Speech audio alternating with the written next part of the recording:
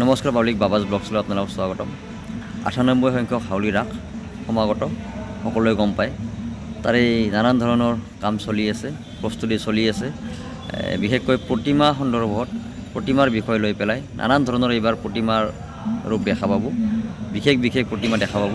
সমস্ত গম পাব কেনেকুৱা ধৰণৰ প্ৰতিমা আছে, কেনেকুৱা ধৰণৰ কি হ'ব, নতুন বিষয়বস্তু কি আছে, সকলো ধৰণৰ বিষয়বস্তু গম পাব আপোনালোকে। গতিকে আহক ভিডিঅ'টো আৰম্ভ কৰোঁ। ৰাস সমিতিৰ মোৰ লগত এজন বিশেষ ব্যক্তি আছে, মই তেওঁৰ পৰা জানিব বিচাৰিম এইবাৰ যিটো মানে আপোনাৰ ৯৮ সংখ্যক ৰাসৰ এই বিশেষকৈ আপোনাৰ প্ৰতিমাৰ বিশেষ কি আছে।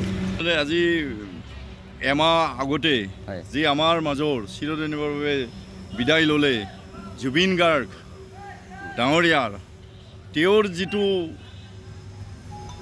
আমি ৰাসত হাউলি ৰাসত এইবাৰ ৯৮ সংখ্যক ৰাসত তেওঁৰ প্ৰতিমূৰ্তিৰ আকাৰত আমি তেওঁৰ ব্যৱহৃত কিছু বস্তু আমি প্ৰদৰ্শনমূলকভাৱে আমি দেখুৱাব বিচাৰিছোঁ আৰু সেইটো ৰাইজে দেখি খুব ভাল পাব। আৰু আমি ইতিমধ্যে ৫ৰ পৰা ৭ মিনিটৰ ভিতৰত জুবিন গাৰ্গকে আমি এটা আটকধুনীয়াকৈ দেখুৱাৰ কাৰণে এটা পৰিকল্পনা কৰিছোঁ। আপোনালোকে গোটেই আটাই আহি গম পাব। আৰু আমি দখলা অগ্ৰগামী সাংস্কৃতিক দলৰ তৰফৰ পৰা মানৱ প্ৰতিমাও আমি এইবাৰ প্ৰদৰ্শন কৰিম। যে আমাৰ যিটো প্ৰতিমা মৃন্ময় প্ৰতিমাৰ দ্বাৰাই আমি যিটো ৰাসটো চলাই আহিছোঁ, তথাপিও এইবেলি আমি থলুৱা সাংস্কৃতিক দল এটাক আমি উৎসাহিত কৰাৰ বাবে আমি মানৱ প্ৰতিমাও প্ৰদৰ্শন কৰাৰ কাৰণে আমি এটা সিদ্ধান্ত কৰিছোঁ। আপোনালোকে গোটেই আটাই গম পাব।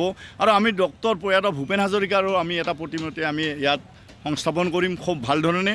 আৰু এই গোটেই দিশটোত আৰু এইবাৰ আমি বৃন্দাবনখন আমি আটকধুনীয়াকৈ সজাইছোঁ।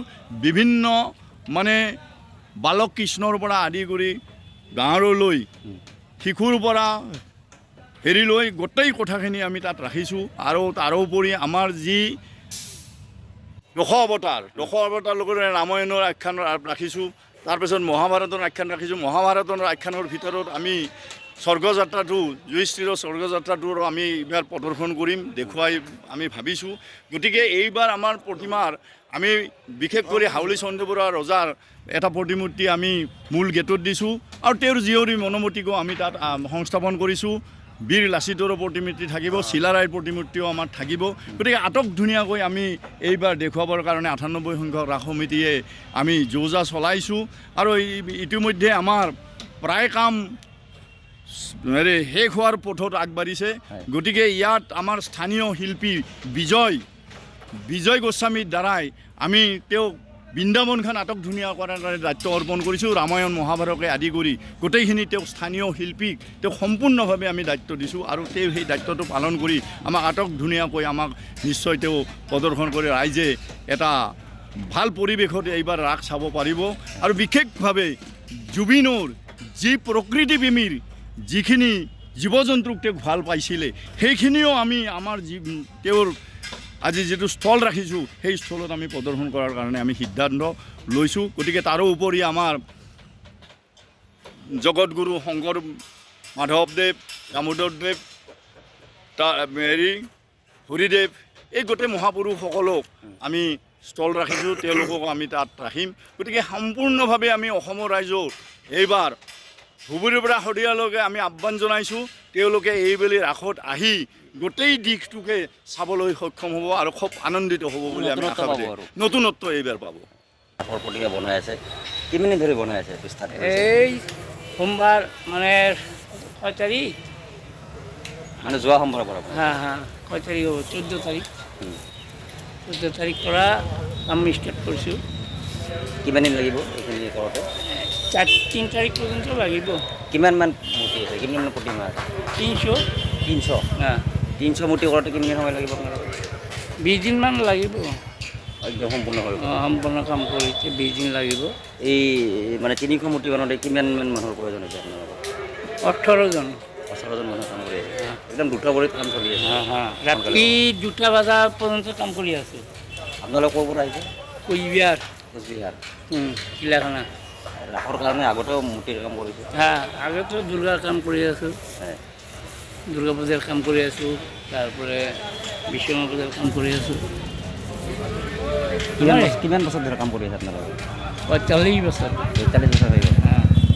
এই মূৰ্তি বানোতে আপোনালোক ধৰক এই কিছুমান এই আপোনাৰ মানে ৰামায়ণৰ দৃশ্য বনাব লগা হয় মানে মহাভাৰতৰ ৰামায়ণেৰ কুৰুক্ষেত্ৰ ৰামায়ণেৰ আছে কুৰুক্ষেত্ৰ আছে হ্যাঁ সেই বস্তুখিনি বনাওঁতে আপোনালোকৰ সেইখিনি নলেজ থাকিব লাগিব সেইখিনি জ্ঞান থাকিব লাগিব আচলতে যে এইখিনি বস্তু এইজন অৱতাৰক এইটো কয় এইটো হয়নে নহয় এইটো আছে মহাভারতের আছে ভীষ্ম সরসজ্জা হয় তারপরে অর্জুনের লক্ষ্যভেদ হয় তারপরে অর্জুনের রথ সারথি হ্যাঁ আর কৃষ্ণর আছে হলো আপনার লক্ষণের শক্তিশীল আছে মানে রামায়ণের 45 বছৰ ধৰি বানোতে আচলতে গোটেইখিনি অৱতাৰ মনত আছে অলপ অলপ সব গোটাই মনত আছে হয় হ্যাঁ ঠিক আছে এও কাম কৰি আছে আচলতে এওক ডিষ্টাৰ্ব দিব ইচ্ছা কৰা নাই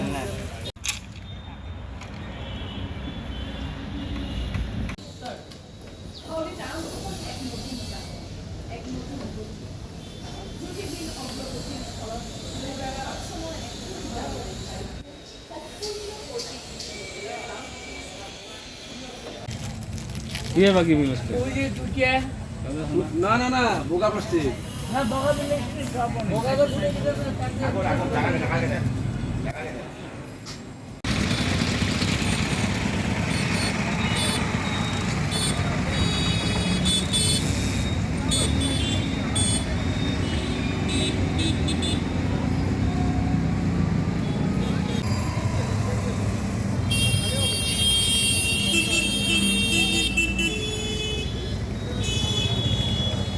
সংখ্যক খাৱলী ৰাম চাবলৈ সাদৰেৰে আমন্ত্ৰণ জনায়